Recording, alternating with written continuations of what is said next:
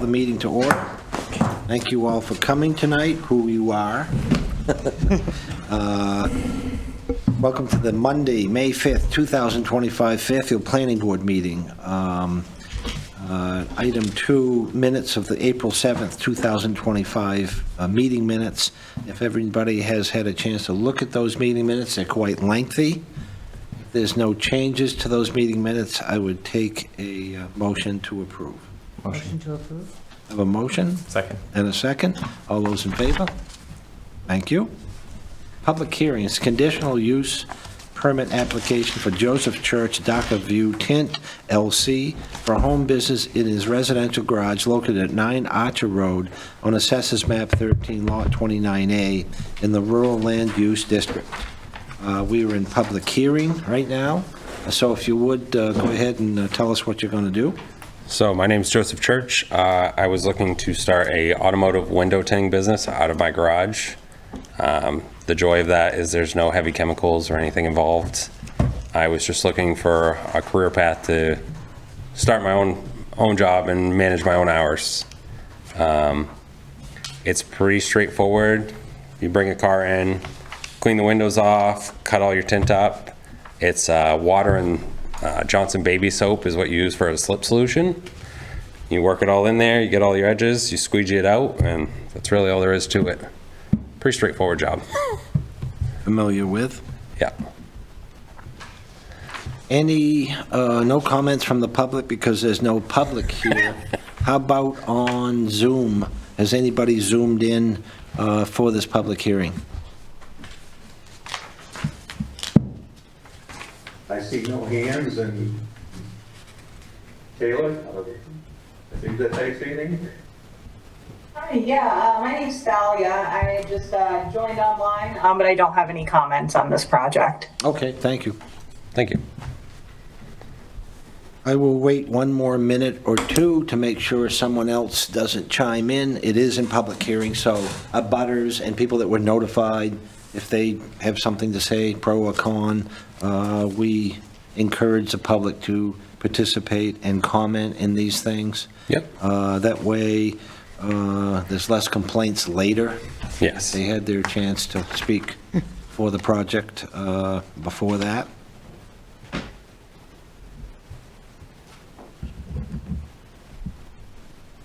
There's nobody else on Zoom. Very good, thank you for that. At this point, I will close the public hearing on Darker View Tint, thank you. Next item on the agenda, unfinished business. I see we have none of that. New business, we have Joseph Church, owner of Darker View Tint LC, conditional use permit application for home business in his residential garage located at 9 Archer Road on Assessors Map 13, Lot 29A in the Rural Land Use District. Discussion and decision. Okay, board, what is your questions or comments on this application? What road is Archer Road off of? I'm familiar where that is. Bear Mountain Road. Bear Mountain. It's kind of an offshoot that isn't quite town maintained. So we maintain it personally for Edie Bessie. Is it a public road? No, No. Private road. private road. There's just a couple of residents on it, and they were all invited to the meeting, and none called the office. Very good, thank you. Questions or comments from our board? I mean, in regards to increased traffic, I mean, you're probably only looking at a couple cars a day, possibly? Yeah, I'm not looking to make this a 5 cars a day. I just looking to do a couple cars a week, increase my income, and stay home with my kids instead of daycare.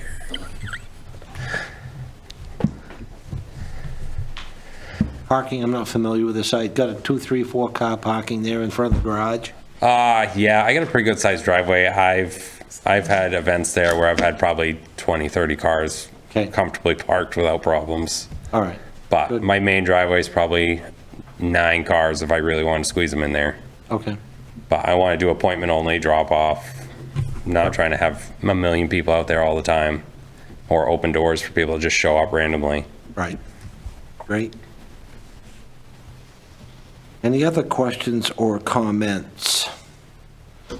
Hearing none, I take a motion. Motion to approve the application as presented. I have a motion to Second that. approve. I have a second. All those in favor? Thank you very much. Very Thank you. good. Thank you for coming. Thank you. I'll send it to you tomorrow. You're good to go if you want. Oh, awesome. Okay. Well, thank you very much. Okay, You guys have a great day. Good You night. too. Can Randy you fix your mic for me, Max? Sorry. Randy Butler, P.E. Derigo Engineering, representative for Bill Sanborn, DW LLC, on Reservoir Hills subdivision application amendment request for one condition of approval on tax map 2, lot 9, zoned rural residential on 26.6 acres. Discussion. And this is relevant to this letter you all have from the fire department, talking about dry hydrants. And as you may or may not recall, there was a condition of approval requiring the residential sprinkler systems in these homes over there. That is quite a costly little item, you know, 10 to 15,000 per home. I think it would be prohibitive for him to develop these homes if we didn't come up with this alternate solution right here. And I spoke to Bill briefly a week or so ago and said, hey, look, if you're successful, the town of Fairfield is successful, because you're getting building permits, you're employing people, you're building homes, you're putting children in our schools, and if it meets the requirements, we would support doing what we can to support his program. He is spending millions up there, and I'd like to see him successful. I'll read the letter if you all haven't seen it.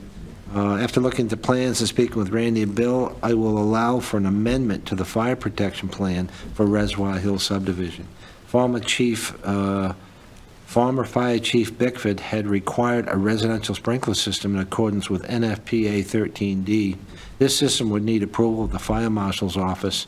I understand that that type of residential system costs a lot of money. However, I don't feel you can put a price on life safety. There is no municipal water system in place for this development, and new residential homes would pose a problem for firefighting in this new development. Instead of residential sprinkler systems, I would accept the installation of a dry hydrant for this subdivision. After speaking with Randy, this dry hydrant is proposed to be placed in the pond near the Norris Walk Road and commercial property entrances.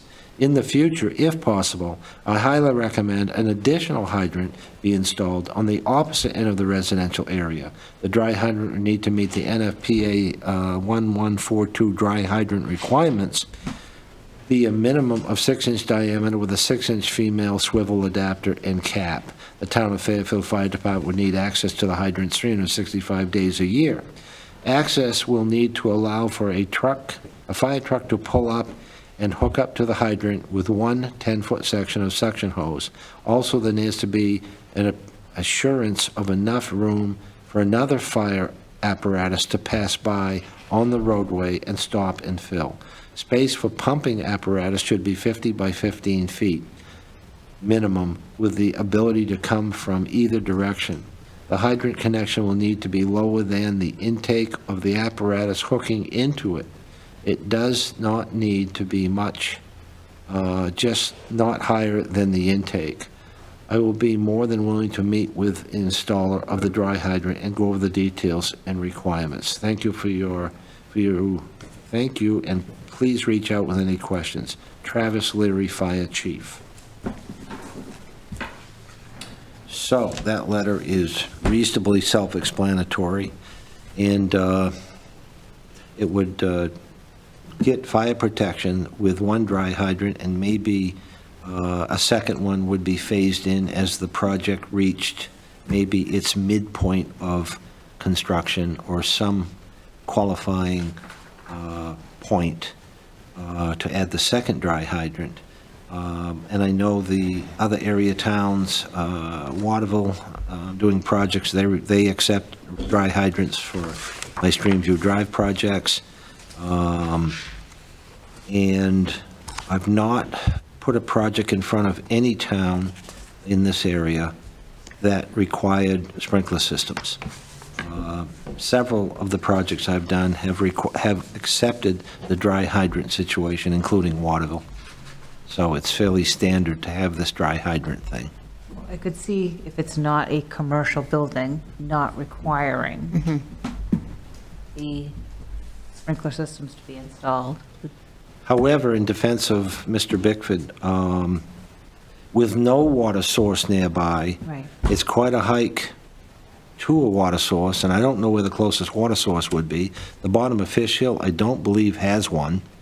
So I don't know if there was no dry hydrant on this site, I don't know where the nearest source of water would be.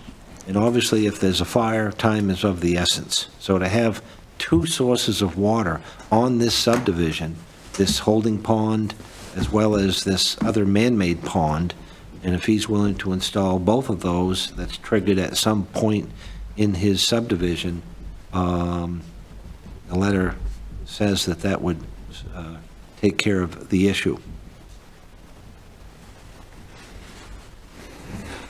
I would just like to know, how do we know the wet pond's always going to have water?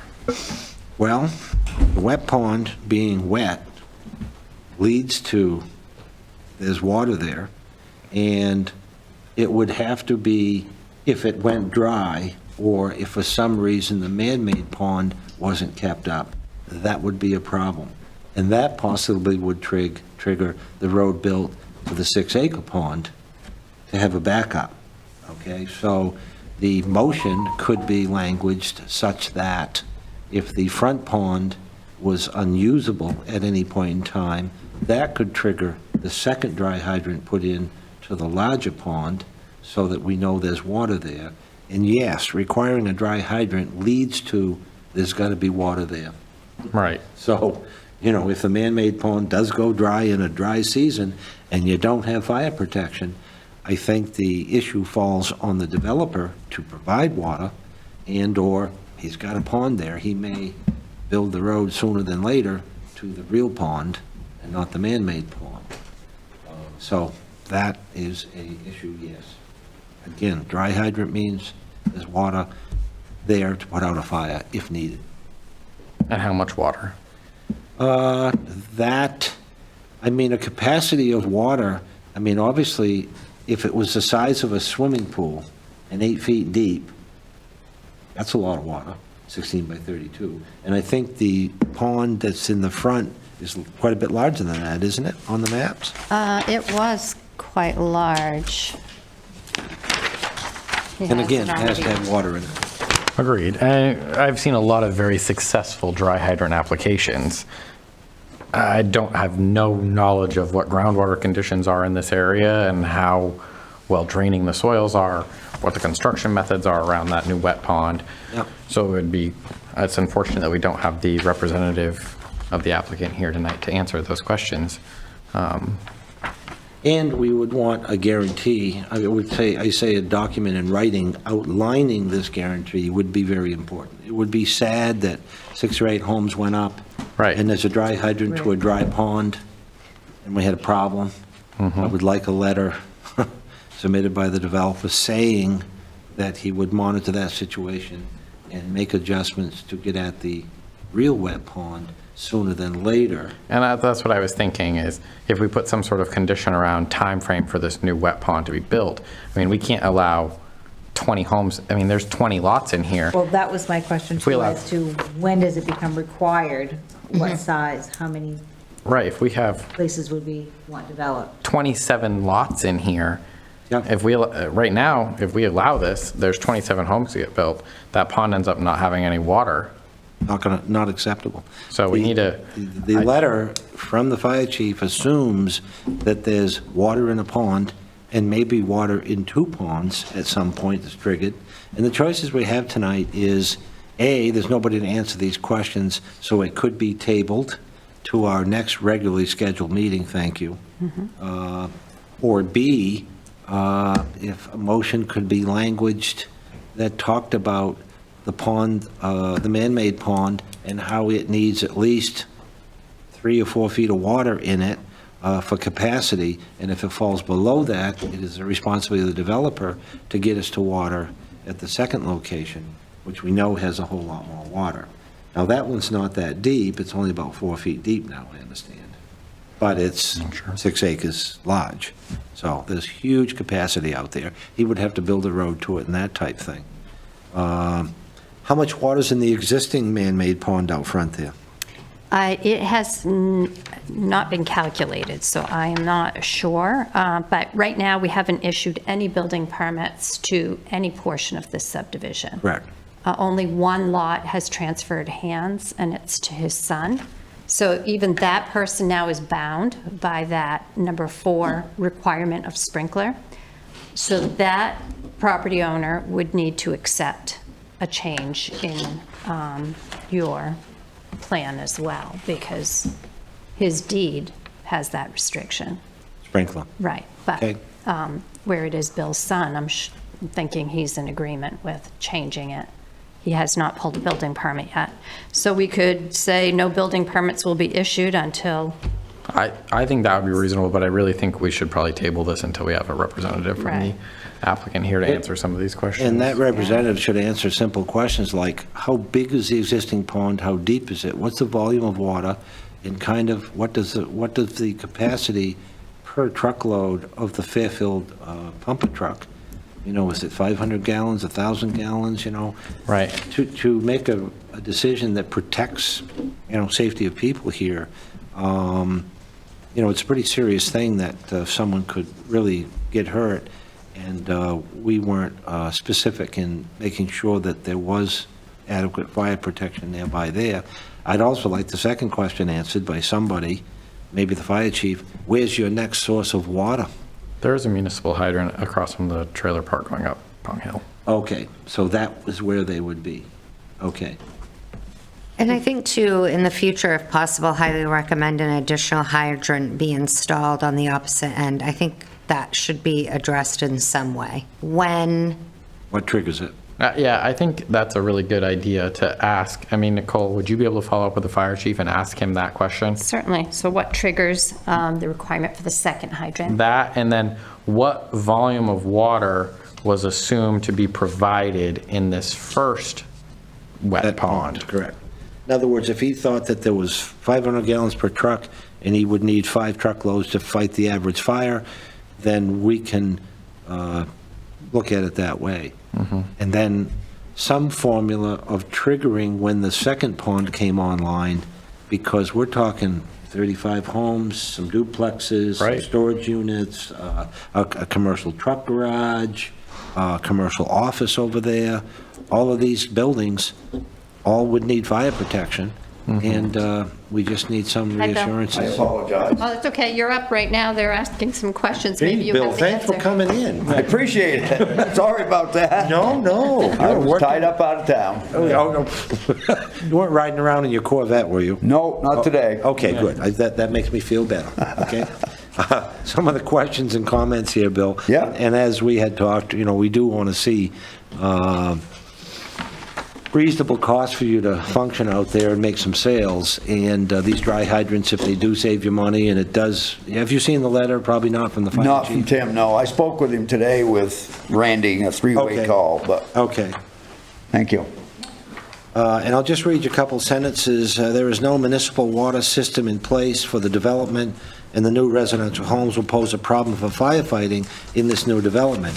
Instead of residential sprinkler systems, I would accept the installation of a dry hydrant for this subdivision.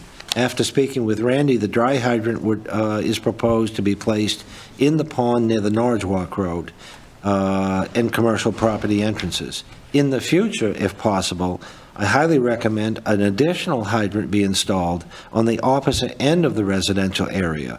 The dry hydrant will need to meet the NFPA 1142 dry hydrant requirements. So what he's saying here is how much road building to get to that second holding pond out back there? We can get to the one. Yes. Well, the problem is wetland all the way around it. That's right, that's right. But you'd never be able to dig through it. You can't get a road in there? No. Can he go back to the podium, please? Yeah, go back to the microphone, Bill, if you will. Sorry. Yeah. it's, there's wetlands all the way around the outside of that. So there's no way you could put a road down in there and dig through it and get permission from the DEP to do that. Now, when you say no way, We could apply, but we've used up all of our square footage on the site. You're allowed so many square feet before you have to buy land or trade land, or I'm not sure. Randy'd be the guy to talk to, but I know it's prohibitive to do it and go through the wetland. Plus, it's 1,000 feet from any of the houses, so it'd take quite a pump to get the water from the pond up to where the houses are. oh yeah, no, that, by definition, I believe, of that NFPA 1142 is the fact that there's a 6-inch PVC riser Yeah. that goes down into water, and they want to be able to back within 10 feet of that. They want a gravel road up to there where they could, and that's the biggest source of water. You Yeah. know what I mean? But you say you got 1,000 feet of road to build? Roughly. And it's private, a gravel street is a private roadway, and I don't think that we should be accepting dry hydrants on private roadways. I think that the fire department goes down a lot of private roadways, I believe. I believe if there's a fire, they're not going to say, well, wait a minute, this is private. I think they go. What if And it's and not plowed out? Oh, it would have to be maintained, absolutely, in the winter, That's sure. part of what Tim said. It's got 24-hour access. Oh, yeah, yeah, and they want to test 65. it. They want to go in and test it and do that. So we should look at this, and again, we're trying to make it reasonable for you. If this front, do you know the volume, well, how much water in the front pond right now? 250,000 gallons, according to Randy. Okay, how deep is it? 6 to 8 feet. Okay, okay, that's a great source. Yeah, And that's right there, easy to get to. right beside the road, yeah. Okay. That's interesting. And we're also told that there's a hydrant right down the street across from the Shady Acres. Shady Acre Trailer Park. Yeah. If this doesn't delay you, would it be wise to put our thinking caps on and go back to the fire chief and say, hey, here's how much water in this pond? It may be not cost feasible to go 1,000 feet across wetlands, and would he consider that hydrant across, if it was left accessible, for example, as the second source of water? And correct me if I'm wrong, but distance-wise, from your pond on the Norriswalk Road, it's about the same distance down to Shady Acres as it's going to be on the backside of 50 acres. Yeah, it is, roughly. Well, I think what the fire chief was saying for the second pond, it wasn't necessarily saying it needs to be the old reservoir. I think he's saying that if this last area in the back of the site is to be developed further, then there would have to be another dry or wet pond built with a dry hydrant somewhere in the back area. I don't think he was specifically saying that it needs to be the reservoir Okay. on the site. Is that your understanding, Bill? Yes, Okay. Is that more feasible? it is. Okay. I mean, when we develop more land back there, I'm sure there's going to be a wet pond there somewhere. Okay. How do we put that in writing so that these 35 homes are protected? What triggers this second? Is it the number of homes, the number of buildings? What triggers this second access to water? And now- Basically, it's phase 3 of the development that we have not got permitted from DEP yet. Okay. That's what I took from the letter as well. Any additional subdivision of land would then trigger the need for a second dry hydrant to be installed. Not necessarily at the open reservoir that's existing, But somewhere in a pond. but somewhere in that phase 3 area of land. Okay. That's on the opposite end of the development from the entrance. Gotcha. Is what I took from the letter. I still don't know from the letter how much water the fire chief was expecting to have available. When we talked to him today, 250,000 gallons was more than enough for what he was, that's his comment to me and Randy. Now, you can talk to him yourself. Probably be the smart thing to do. And what sort of, has this existing, or this wet pond, has that been dug yet? Yes. Okay. And there's always water in it? It's designed to always have water in it, yes. Okay. What happens if it goes dry? I can't answer that. Has it ever, how long's it been there? A week? Okay. Well, there we go, we're all set. It's been there a week. Any other questions? Bill, would you think that a appropriate condition of approval, if we allow this, would be if the pond does go dry and there's evidence that the town has identified that it has gone dry, no additional building permits will be issued? Why don't we just drill a well? That's going to be contingent on how many gallons per minute and all of that, and it depends on the static water pressure. If that well is down, if the water's down 80 feet, that's a problem, because you've got to have a pipe all the way down. Yeah, just like you would for a house. Right. You have to put a pump in there and make sure that it would fill that pond if it, Oh, gotcha. So in other words, a well back up to the pond. yeah. So That's one investment versus every house having, because I did get a quote, it was 15 grand for a sprinkler system. That's what I said. Well, I would think, I mean, what I would propose to you, Bill, is if the pond does go dry, then you've got to figure out a way to keep it from going dry in the future. And at that point, then, I guess, however you find water, whether you drain the reservoir down to the pond, I mean, that would be on you as the developer, and it would, but making sure that that pond has water is a condition of approval for building permits into the future. So, and I mean, these houses, I don't anticipate that you would look to build this subdivision out completely in the next 2 years or so, but it's likely that over the course of 2 years, we'll have an understanding of what the pond does on a seasonal basis. And as a last resort, drilling a well, getting 30, 40, 50 gallons a minute, which is normal on a hill like that, normal. But it would be an electric pump and the ability to pump this well into this pond. Okay. I thought of that, I haven't thought about it today. All right. So is there enough to make a motion with conditions to let him go? I would still like to hear from the fire chief and I know that there's a lot of water in there, but I would like to hear from the fire chief what his recommendation is as far as how much water he needs to have in that pond to safely fight fires in this development. Okay. And it's probably going to be based around how the density in the duplex area is what I have to guess. But that's not in the letter. I think it's the prudent thing for the planning board to do. And unless that's going to hold you up over the next month from really starting construction. How is this timing? I've been held up, so, yeah. I've had a lot of people come in there and go, 15 grand for a sprinkler? There's another lot up the road. Yeah. Would it help if I could try and get the fire chief on the cell phone? Do it.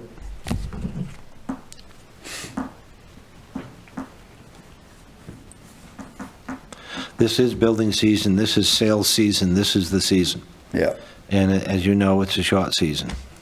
I do, And real estate is a patient man's game. yeah. Beginning to find that out.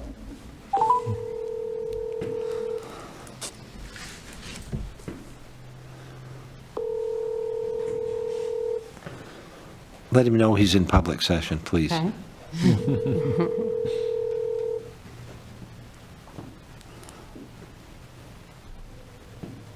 Might not be available.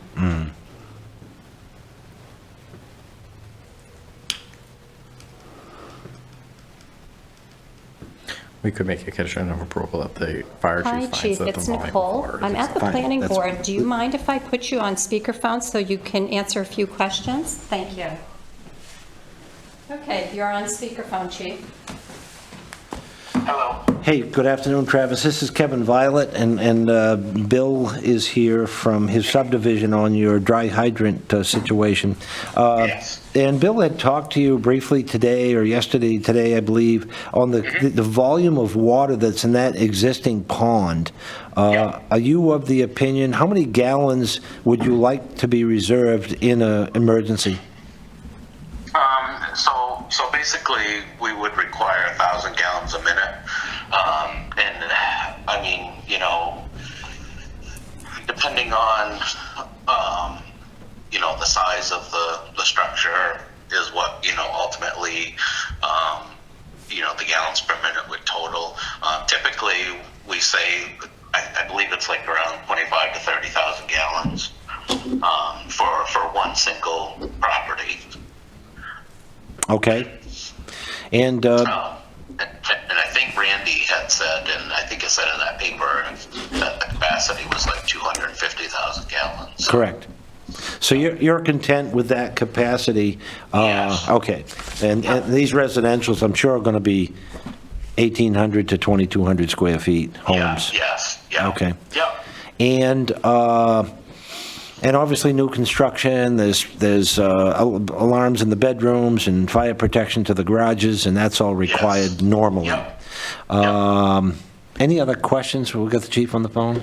Travis, this is Max Kenny. Hey, Max. You had mentioned in your letter that you would recommend a second dry hydrant be installed upon future development. Is that future development as far as number of homes being built on the approved subdivision, or phase 3, if that area gets developed, then it would require additional fire protection? If an expansion is to be done, I would really like to see an additional hydrant on, you know, somewhere on the opposite end of that development.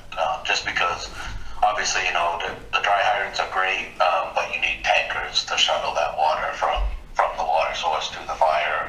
You know, unless it's within 1,000 feet or so, then you could just lay a supply line. But so we still need main power, still need vehicles to shuttle that water to and from. So an additional hydrant, if that expanded further, Okay. would be nice. But you felt the current 28 or so lots that are on this, approved lots within the subdivision, Yeah. are covered sufficiently by the single dry hydrant at the front of the site?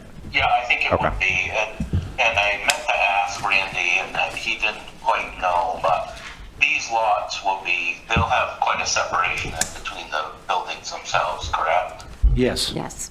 Yeah, so it would, if they were, and I had reached out to Jason Frost, the chief in Waterville, and they had just done this on I can't remember the name of sorry, my dog's barking. I can't remember the name of the development that they just approved in Waterville, but they had a similar type situation, and where the buildings were spaced apart, they had them put in a 30,000 gallon cistern. They didn't have a pond for a dry hydrant, so they had them put in a cistern. But so I think this capacity, as long as this pond stays, you know, at capacity throughout the year, especially in the dry season in the summer, that would be sufficient. Okay, we will put some conditions on that. You all set? Yep. Travis, Yep. I presume we have other ponds like this in our community. What sort of maintenance is required around these ponds, and what does the town do to ensure that that maintenance is completed? Sure, yeah. So basically we would need obviously the access to the hydrant head itself, you know, clear from, you know, branches and weeds.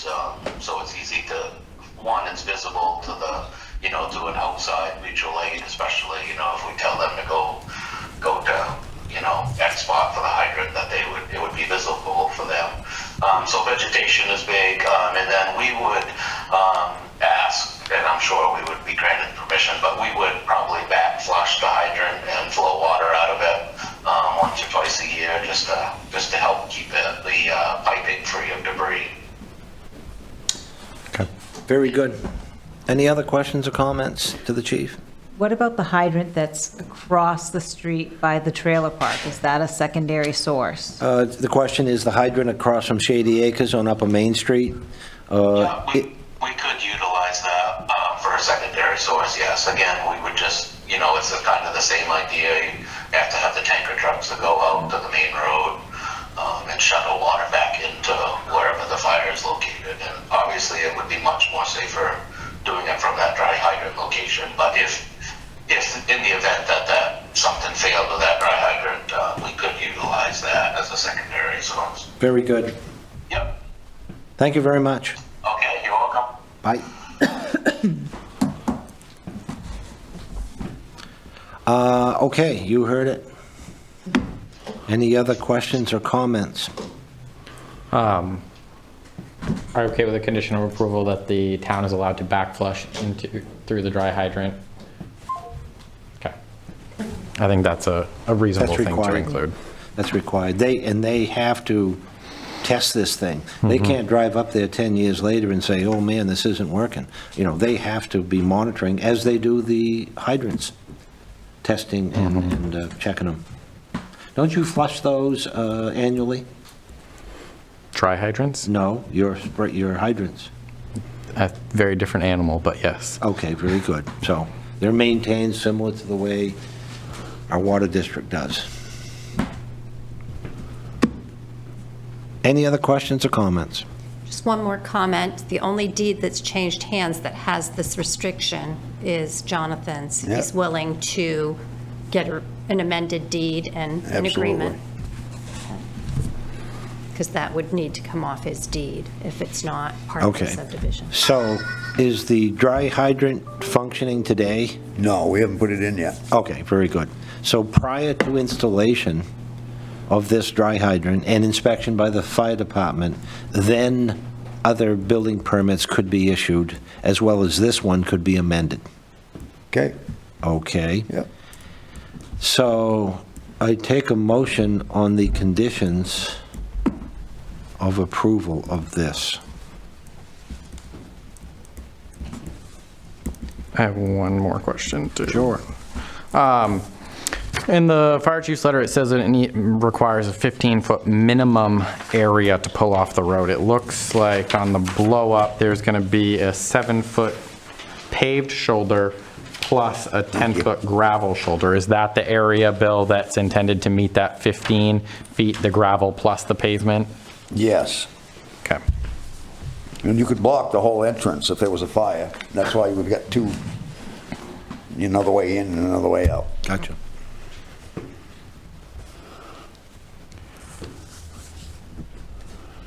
I have two conditions of approval if we want to Yeah. discuss them, and then before we make any motions. Go for it. Let us I would know. say condition one would be pond volume must be a minimum of 25,000 gallons at all times throughout the year, or no additional building permits will be issued by the town until the volume issue can be resolved. And then two would be the fire department must be allowed to backflush through the dry hydrant at all times of the year. Correct. So that has to be plowed and maintained. Oh, yeah. Yep. Okay? And that's all, so, agreed. The area is within the public right-of-way, so the town will have the ability to plow that area out. Gotcha. Well, Bill's plowing it now. True, correct, upon taking over the roadway. That's right. So that would be a third conditional approval. Fine.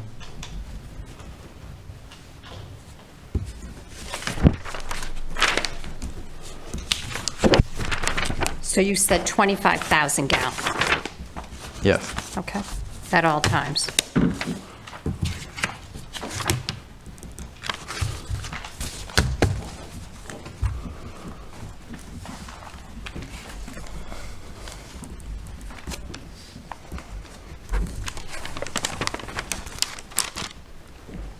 Do it for you, Bill? It does. Okay.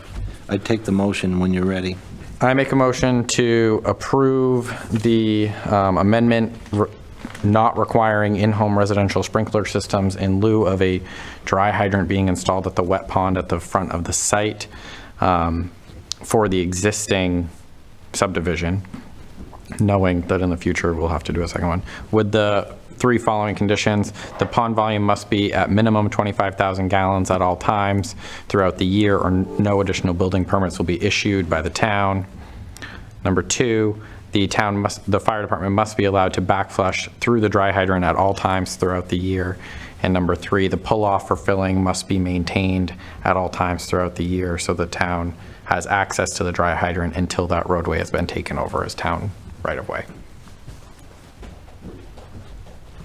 That makes sense to everybody? We have a motion, and I think we should add one more. okay, we almost have a motion. No building permits will be issued until the dry hydrant is installed.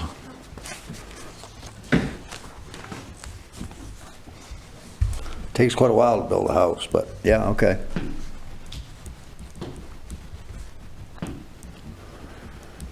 Is that, do you think you can get it installed before seeking building permits within the Do site? you have someone that's waiting to break ground and build? We do. So that's why I'm trying to push this a little bit. But this is what I do, so we're gonna put the dry hydrant in Okay, soon. How about it before a certificate of occupancy is that's issued? the other There way you to do it. That works. That There lets you you go. break ground, because let's face it, Bill, clearing, grubbing, pouring concrete, pouring slabs, there's nothing to burn. By Yep. the time you start wall framing, The hydrant will be in. okay, very good. So we could say, before substantial completion of the first home, the hydrant will be complete. I think certificate of occupancy takes out all the risks. Which is the very end, Right. unfortunately. Substantial completion means, it's, Than later. Occupancy, yeah. yeah. I just think that's kind of makes subject it to more clear. interpretation. Go for it. No, go ahead with your motion. All right, so I would just add that fourth condition of approval. Repeat that again, Nicole. So I have condition 1, that 25,000 gallons of water must be maintained at all times of the year. The fire department, I wrote it on my other page, sorry. Must backflush at any time of the year. Allowed to Allowed backflush. to backflush. Allowed to backflush at any time of the year. Plowing at this time shall be maintained, the area will be maintained by Bill until the road is proposed to the town. And then the hydrant must be installed prior to the issuance of any certificate of occupancy. Yep. Okay, that do it, Bill? It does. Okay. I have a motion, looking for a second. Second. All those in favor? Thank you. Now we can go through fact-finding, Nicole. No, on this, Because there it's was just an amendment. amendment to the plan, so it was, the facts were what Were was discussed. previous. Okay. Right. So I don't need that. No. Thanks for your patience, Bill. Hey, You no didn't know problem. you were going in the firefighting business as well, did you? I did not. but Okay. When you're looking at the equipment auctions and you pick up an old fire truck, go ahead and grab that, you know. Thanks for coming. Thank you, guys. Yeah. Thank you. Thank you. Good night. Items by the public. There's no public. There might be, there was somebody that joined us. Oh, yes. Chad, do we have a public? Hello, no comments on this application. Any other comments from the public? In general, I did have a preliminary application discussion. Is now the time for that, or is that at the very end? Right now. would Right be now. good. Okay, great. So I guess my name's Thalia. I work for St. Germain. We're an environmental consulting and engineering firm located in Westbrook. So this project is actually for my client, Pine Tree Waste, at their property located at 6 Gerald Terrace here in Fairfield. So within the past year or so, they've bought several of the lots surrounding their existing property and are planning to build a new maintenance building and have associated parking, about 50 spots for employees, and then another 50 plus for truck parking, so for like trash pickup trucks. So we are planning to put an application together and have this submitted for the June planning board meeting. My coworker Ellen had reached out to Nicole earlier today, and she mentioned that we could kind of do a quick little overview at the meeting tonight. And so here I am. So I just wanted to kind of give you guys a quick overview of the project. I don't have a site plan that's quite ready for your eyes just yet. But wanted to hear if there was going to be any immediate questions or anything like that right off the bat. I have one. Why the blue fence? Why the blue fence? She wouldn't know. You've probably not been to the site, correct? Have you been out to? I have been there. It's been a little bit though. I can certainly ask my client and see if they have an answer for that. I would guess it's likely like corporate colors or something like that. Okay. Will there be access off of Main Street to this development, or will it all be from Gerald Terrace? It'll all be from Gerald Terrace. Any other questions or comments? We'll look forward to seeing a site plan. Very good. Thank you. Thank you. Great. Great. Thanks so much. Clerk. Yes, Max had questioned at the last meeting when we could get to work on the subdivision ordinance for a rewrite. So I did speak with Michelle, and currently our ordinance was created in an Excel document. So she's in the process of converting it to a Word document, trying to get it in a format that we can start working with it, so not having to type the whole ordinance or find another ordinance. So she feels it might take a while to get that in a format that we can work with. She's going to reach out to KV-COG and see what their schedule is like, if they have time to work with us. Most likely, she's thinking maybe the fall would be a good time that we could get to work on it. So at this time, she feels there is, we do pay for the service, and she's not quite sure if that is adequate to cover assistance with the rewrite. But it will be something she's bringing forward this year. But Very good. have an exact dollar amount or timeline. She did ask, though, what specifically does the planning board want for like a scope of work? Like a complete, like completely remove our ordinance, or just revise like we did with land use, section by section, what needs amending? I think section by section what needs amending, compare to other municipalities in the area, see what they're doing, see if there's anything that Fairfield should be either removing as requirements or adding as requirements. Making sure we're compliant with all current laws. There's been a lot of law changes over the past several years that us planning board members aren't necessarily in the loop on all the time, but I would think KV-COG would be up to speed on what all those current subdivision laws are. That's true. Okay. And we had discussed cluster subdivisions are a big thing, and we don't currently have Right, that I'd like option. to have that discussion as we go through the subdivision rewrite as a board to whether or not we want to consider cluster subdivisions here in town.